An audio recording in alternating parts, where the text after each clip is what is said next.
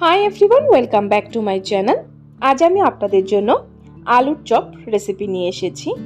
সন্ধেবেলায় চায়ের সাথে এই আলুর চপ আর মুড়ি খেতে কিন্তু দুর্দান্ত লাগে। কলকাতাতে কিন্তু এই আলুর চপ আর মুড়ি কিন্তু খুবই ফেমাস। সেই কলকাতা স্টাইলে আলুর চপ কিভাবে তৈরি করা হয় সেই রেসিপি আজকে আমি আপনাদেরকে তৈরি করে দেখাবো। তো চলুন বন্ধুরা, দেরি না করে দেখে নেওয়া যাক আজকের এই আলুর চপ রেসিপিটি। আলুর চপ তৈরি করার জন্য আমাদের আগে একটা ভাজা মশলা তৈরি করতে হবে। এখানে একটা প্যানের মধ্যে দিয়ে দিলাম 1 টেবিল স্পুন পরিমাণ গোটা ধনে, তারপর দিয়ে দিলাম 1 টেবিল স্পুন পরিমাণ গোটা জিরে, দিয়ে দিলাম একটা তেজপাতা ছোট ছোট টুকরো করে, আর দিয়ে দিলাম দুটো শুকনো লঙ্কা। এখন এই গোটা মশলাগুলোকে ড্রাই রোস্ট করে নিতে হবে। গ্যাসের ফ্লেমটা মিডিয়ামে রেখে এইভাবে অনবরত নেড়ে চেড়ে একটু লালচে করে ভেজে নিতে হবে মশলাটাকে। যখনই দেখবেন মশলা থেকে ধোঁয়া বেরোচ্ছে এবং চটচট করে শব্দ হচ্ছে, তখনই বুঝতে পারবেন যে মশলাটা আমার ভেজে নেওয়া হয়ে গেছে। দেখুন আমার মশলাটা ভেজে নেওয়া হয়ে গেছে। আমি গ্যাসের ফ্লেমটা বন্ধ করে দেব, ঠান্ডা করে তারপর মশলাটাকে গুঁড়ো করে নেব। এখন যাচ্ছি পরের স্টেপে। চপের জন্য আলুর মিশ্রণটা তৈরি করে নেব। এখানে আমি একটা প্যানের মধ্যে দিয়ে দিলাম 2 টেবিল স্পুন পরিমাণ সরষের তেল। আপনারা চাইলে এটা সাদা তেল দিয়েও করতে পারেন, আমি সরষের তেল দিয়ে করছি। তেলটাকে ভালো করে গরম করে নেব। সো দেখুন বন্ধুরা, তেলটা আমার গরম হয়ে গেছে। এখন এর মধ্যে দিয়ে দিলাম 1 ইঞ্চির মতো আদা গ্রেট করে, তারপর দিয়ে দিলাম একটা কাঁচা লঙ্কা এইভাবে ছোট ছোট টুকরো করে কেটে। লঙ্কাটা আপনাদের স্বাদ অনুযায়ী দিবেন, কতটা আপনারা খাবেন কম বেশি করে নেবেন, কারণ ভাজা মশলা তো কিন্তু লঙ্কা আছে। আদা আর কাঁচা লঙ্কাটাকে হালকা লালচে করে ভেজে নেব। দেখুন বন্ধুরা, আদা কাঁচা লঙ্কাটা আমার ভেজে নেওয়া হয়ে গেছে। এখন এর মধ্যে দিয়ে দিব বয়েল আলু। আলুগুলোকে বয়েল করে আমি একসাথে ম্যাশ করে নিয়েছি।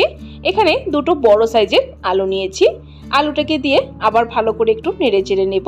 তারপর দিয়ে দিব এখানে স্বাদ মতো নুন, দিয়ে দিব খুবই অল্প পরিমাণ হলুদ গুঁড়ো, আর দিয়ে দিব হাফ টিস্পুন পরিমাণ হিং। তারপর চপগুলোকে একটু চটপটা করার জন্য এখানে দিয়ে দিলাম 1 টিস্পুন পরিমাণ চাট মশলা, আর যে গোটা মশলাগুলোকে একটু ড্রাই রোস্ট করে নিয়েছিলাম সেটাকে ঠান্ডা করে এইভাবে গুঁড়ো করে নিয়েছি।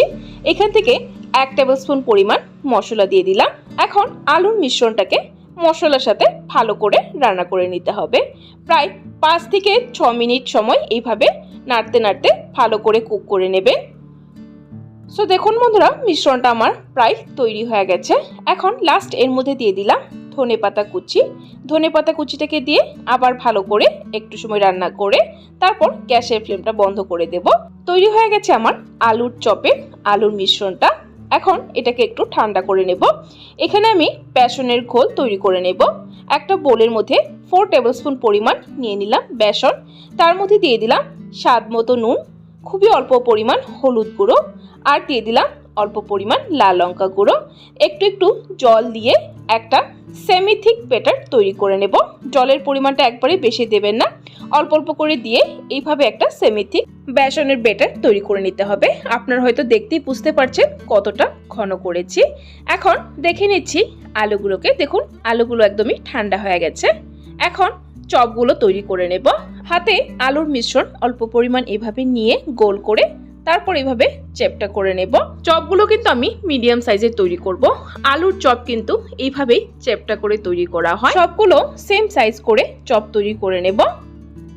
সো দেখুন বন্ধুরা, আলুর চপগুলো আমি তৈরি করে নিয়েছি। এখন ফ্রাই করব। এখানে আমি একটা কড়াইতে বেশ কিছুটা তেল গরম করে নিয়েছি। তারপর বেসনের ঘোলটাকে এভাবে হাতে তুলে নেব, আর একটা করে আলুর চপ এভাবে ডুবিয়ে বেসনে ভালো করে কোট করে নেব। দেখুন এইভাবে কোট করে নেবেন। তারপর গরম গরম তেলের মধ্যে এইভাবে ছেড়ে দেবেন। সবগুলো চপ আমি সেম প্রসেসে দিয়ে দেব, এভাবে বেসনের ঘোলে ডুবিয়ে ভালো করে কোটিং করে। চপগুলো দেওয়ার সময় তেলটাকে কিন্তু ভালো করে গরম করে নেবেন। তারপর গ্যাসের ফ্লেমটা মিডিয়ামে রেখে এক এক করে চপ দিয়ে দিবেন। তারপর ভেজেও নেবেন মিডিয়াম ফ্লেমে। আমি লালচে করে চপগুলো ভেজে নেব।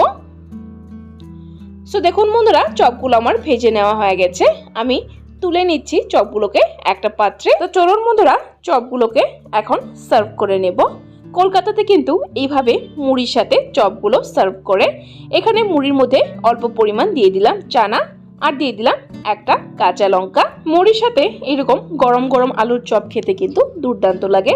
সো বন্ধুরা, আমার আজকের এই আলুর চপ রেসিপিটি আপনাদের কাছে কেমন লেগেছে ট্রাই করে কমেন্ট বক্সে অবশ্যই জানাবেন। আর যদি রেসিপিটি ট্রাই করার পর ভালো লেগে থাকে তাহলে একটা লাইক দিতে ভুলবেন না। আরও এরকম মজাদার রেসিপির আপডেট পাওয়ার জন্য আমার চ্যানেলটাকে সাবস্ক্রাইব করে দেবেন। সাবস্ক্রাইব করে পাশে থাকা বেল আইকনটা ক্লিক করে অল করে দেবেন। তাহলে আমার চ্যানেলে যখনই কোনো নতুন রেসিপি আসবে নোটিফিকেশন আপনাদের কাছে পৌঁছে যাবে। রেসিপিটি সম্পূর্ণ দেখার জন্য অসংখ্য ধন্যবাদ। ভালো থাকবেন, সুস্থ থাকবেন।